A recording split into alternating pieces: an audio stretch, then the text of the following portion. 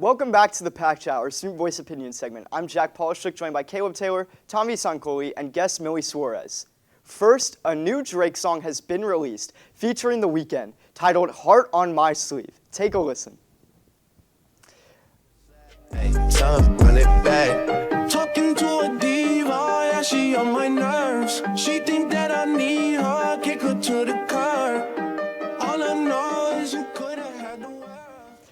Okay, now I gotta be honest with y'all. That was actually a lie, because it was actually made by an artist on TikTok under the name Ghostwriter. And Drake and The Weeknd are actually voiced by AI on the track. The song blew up on TikTok and eventually made its way to Spotify and YouTube. Universal Music Group quickly issued a complaint and had the song removed from multiple streaming platforms. The song is quickly set on a debate about AI-generated music and potentially a new legal precedent for copyright pertaining to AI. So is this kind of a step too far with this AI creation process, or like, this is kind of a banger, low-key? I think it's kind of Yes. I think it's Yeah. It sounds exactly like them. Like, if you hadn't told me, I would just be like, yeah, that's totally a new song that they Yeah. made. So do you guys know the deal with this creator? Like, there's a couple of theories about why the song was taken down and who possibly could have done it. I think the artists could have done it, like the ones that their voices are being impersonated by, because Yeah. technically they're not making any money out of that's it. what You know I what I was mean? thinking, 'cause, Yeah. like, they don't want like other people to like impersonate what they're saying. Exactly, Right? and they still won't profit off of it. So Yeah. like they're kind of Because getting ripped off. Because like you said, like it was like on a lot of streaming services, so like people are Yes. listening to what songs that isn't theirs. So Now, I will say something. This, like, Ghostwriter creator on TikTok, I think he's a little sketchy because he took the video down, right? Which doesn't have anything to do with Universal Media Group. And then the other thing, right, is he started offering, like, this service on, like, you can call this number and they'll send you the song. So in my opinion, I think this is like a giant crypto scam.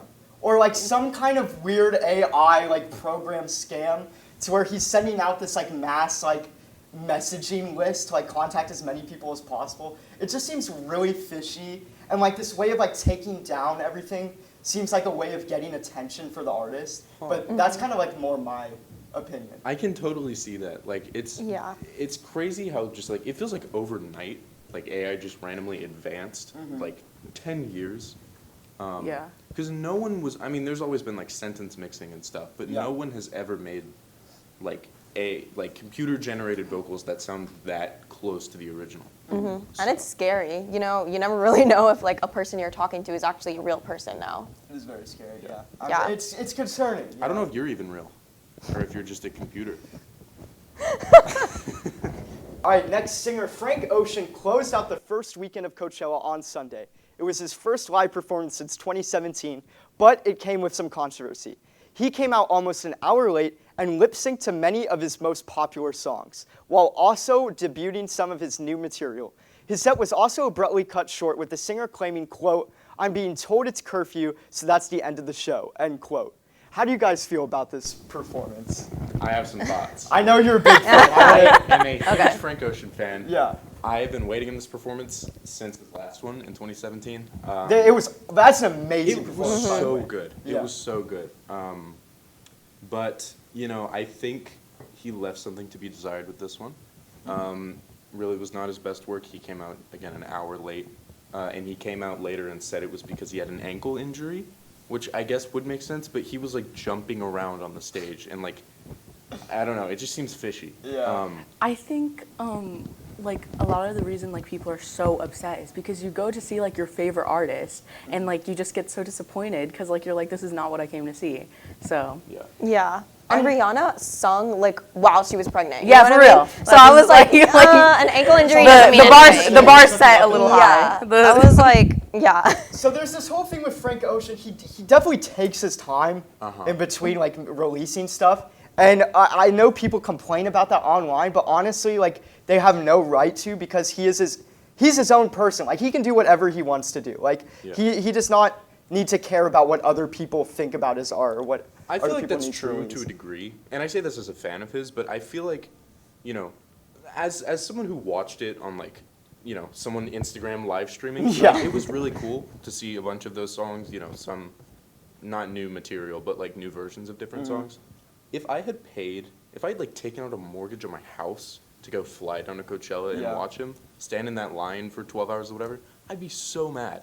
I would be so upset. Because it's like, Yeah. this is your first performance in over 5 years, and it just, frankly, he could do a lot better. And you're headlining Yes. Coachella. Like, that is a Exactly. huge precedent that you are setting for You're yourself. closing the first weekend, like, you have so much potential here.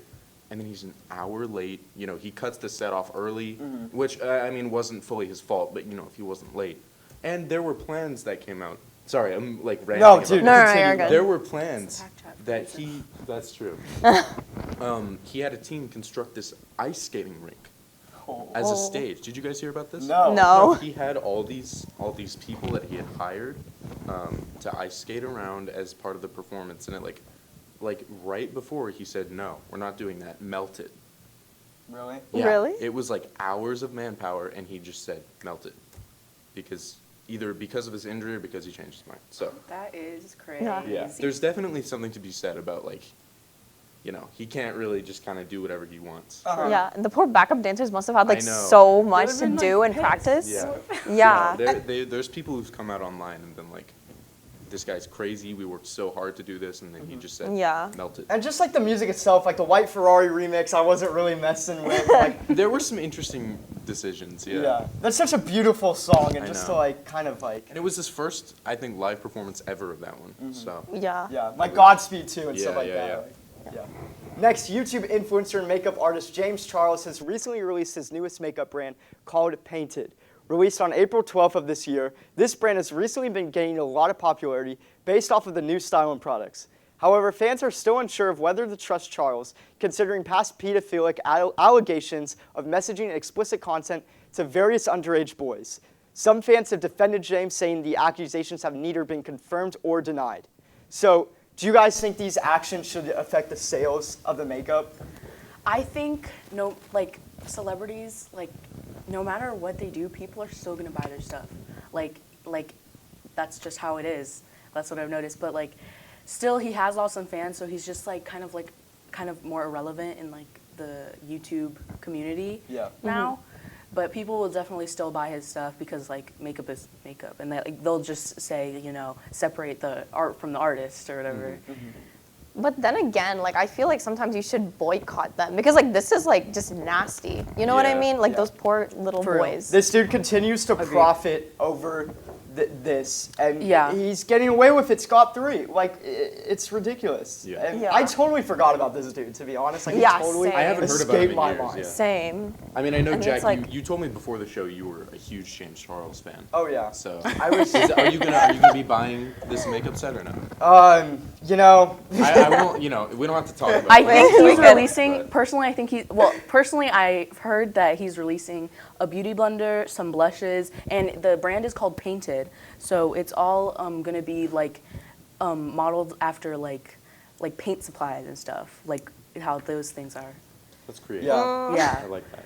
I would like it more. If I it would probably wasn't try it, but like Someone I don't who know. you know Yeah. did these crazy. yeah, like I used to be part of the Sister Nation. And Right. Like now, like, Yeah. it's like- it's tainted, it's tarnished. You know what I'm For saying? real. Yeah, You have to exactly. renounce your sisterhood. Exactly.